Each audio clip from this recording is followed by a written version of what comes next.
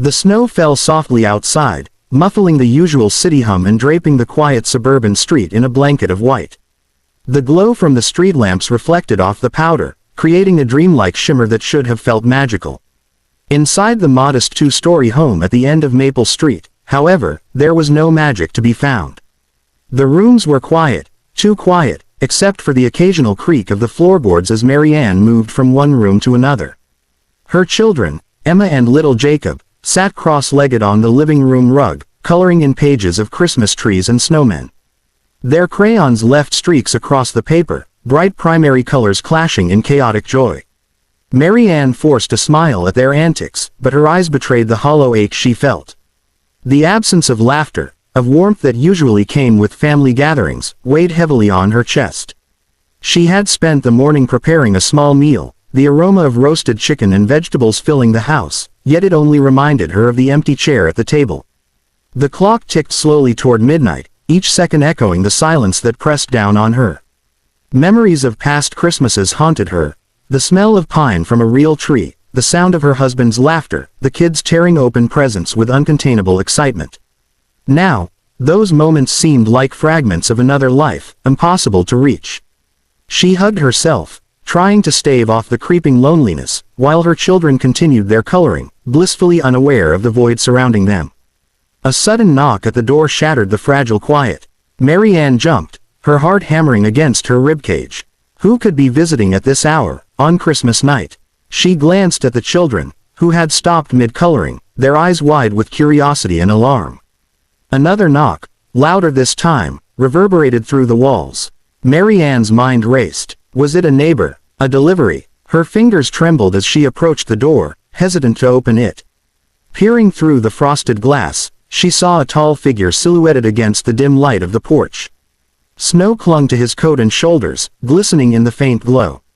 His posture was steady, unthreatening yet commanding, as if he had stepped straight out of a place where danger was routine. Mary Ann felt an inexplicable pull, a strange mix of fear and instinctual trust. She swallowed hard and cracked the door open just enough to speak. "Can I help you?" she asked, her voice wavering. The man's piercing eyes met hers.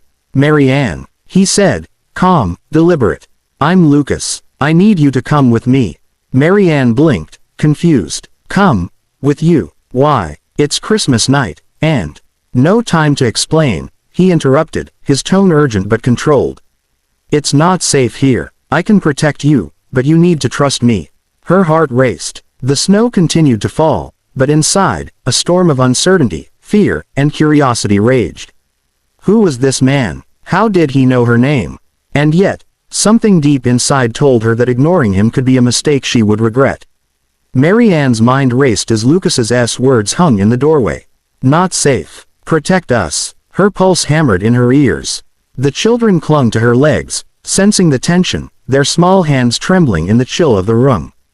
Emma, her elder daughter, whispered, "Mom, who was he?" Jacob's lower lip quivered, and he hid behind her skirt. Mary Ann opened her mouth to speak, to protest, but Lucas's gaze held her in place, a strange mixture of authority and calm that silenced all doubts. "Mom, we should go," Emma urged softly. "He looks strong. He could help." Mary Ann bit her lip, torn. The rational side of her screamed that leaving with a stranger was madness.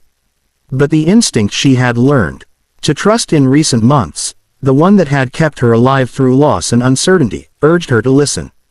Lucas stepped closer, snow crunching under his boots. His eyes flicked toward the children, scanning them quickly yet carefully, then back to Mary Ann. "You don't have much time. They know you're alone tonight. They've been watching." The words sent a shiver down her spine. Who were they? Her chest tightened. A sense of urgency gripped her like icy fingers. Mary Ann grabbed her coat and hastily bundled the children into layers of scarves, hats, and mittens. The cold air of the night bit at her cheeks as they stepped outside. Snowflakes clung to her hair, melting almost immediately in the heat of her panic. Lucas led the way with practiced precision, his every movement efficient, purposeful. He scanned the streets constantly, his eyes sharp and alert, and for a fleeting moment, Mary Ann realized she was following someone trained to survive any threat. As they walked down the snowy street, Mary Ann struggled to keep up with both the children and her swirling thoughts. Who are you?" she asked, breathless. Lucas's voice was calm, low, almost comforting against the backdrop of the silent night. "I was in the Navy SEALs," he replied. "I've tracked dangerous people all over the world. Tonight, I'm here for you." Mary Ann glanced at him, uncertain. The children clung to her sides, sensing both danger and safety in the stranger's presence. Emma tugged at her mother's sleeve. "Mom, do you trust him?" Mary Ann hesitated. The rational part of her screamed, "No," but the gut-deep instinct whispered, "Yes." Sometimes, survival meant trusting the unexpected. They turned a corner, snow crunching underfoot, and Lucas led them into a narrow alley, far from the warm glow of streetlights. "Almost there," he said. Mary Ann shivered, more from anticipation than cold. The city seemed eerily silent, as though the world itself held its breath. She looked down at her children, their small faces pale but determined. Somewhere in the uncertainty, a fragile hope began to take root. Maybe this stranger, this ex-SEAL, was exactly the miracle they needed on this lonely Christmas night. The narrow alley opened into a quiet side street, lined with townhouses dusted in snow. Lucas paused at a nondescript door tucked between two larger buildings. It looked ordinary, almost unremarkable, exactly what he wanted it to look like. He glanced back at Mary Ann and her children, reading the exhaustion and fear etched across their faces. "Inside," he said, his tone gentle now, almost fatherly. "You're safe here, for now." Mary Ann hesitated, staring at the plain, dark door. Safe. After everything, could anything feel truly safe again? But Lucas's presence, steady, controlled, unyielding, was a quiet promise she couldn't ignore. She took a deep breath, holding Emma's hand tightly while guiding Jacob with the other, and stepped across the threshold into the warmth of the unknown. Inside, the space was cozy but functional, designed for security rather than comfort. Blankets were stacked neatly on a couch, a small table held snacks and bottled water, and soft lighting cast a calm glow across the room. Lucas closed the door behind them, checking the locks twice before turning back to them.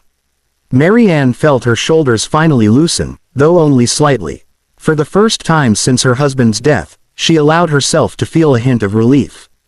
The children, exhausted from the shock and cold, immediately gravitated to the couch. Emma wrapped herself in a blanket, clutching her little brother, while Jacob's wide eyes scanned the room nervously. Mary Ann knelt beside them, brushing stray hair from their faces. "It's okay," she whispered. "We're safe." But even as she said the words, she wasn't entirely sure she believed them. Lucas stayed near the doorway, alert, scanning the perimeter with a practiced intensity. Every muscle in his body seemed primed for action, yet his eyes softened when he looked at the children. "You've had a rough night," he said quietly. "Try to rest. I'll make sure nothing gets close to you." There was no false bravado, no dramatics, just a quiet, unwavering competence that filled the room with a strange sense of security.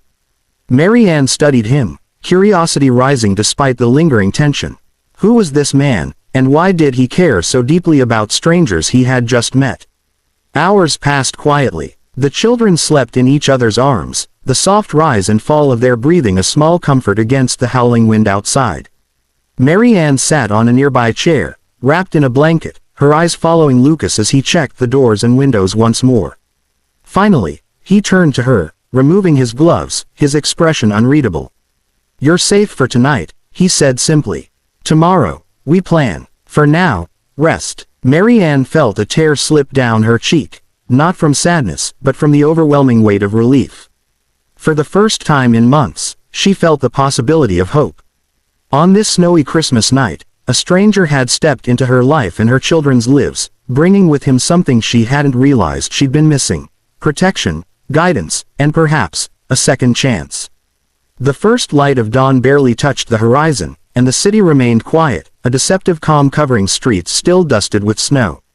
Inside the safe house, Mary Ann stirred, pulling the blanket tighter around her children. For a fleeting moment, the warmth and safety of the previous night felt like a fragile illusion. Outside, the wind rattled the shutters, whispering that danger was never far. Lucas had been awake long before dawn, moving silently through the house, checking each entrance, listening for sounds Mary Ann couldn't hear. The hum of tension was thick. His body language told her the danger wasn't theoretical, It was real, imminent. Mary Ann watched him, admiration and fear mingling in her chest. She wanted to ask questions. Why them? Why now? But the urgency in his movements reminded her this wasn't the time for curiosity. A sudden metallic click from the front door made her stomach drop. Lucas was immediately alert, signaling Mary Ann to stay low. He whispered, "Stay behind me." Mary Ann huddled with Emma and Jacob, pressing them against the wall, hearts hammering in sync. The shadow of a figure appeared in the doorway, but before the intruder could step further, Lucas moved with impossible speed. In one fluid motion, he disarmed the man, pressing him against the wall, and the tension broke into a controlled confrontation. "Who sent you?" Lucas demanded, voice calm but commanding.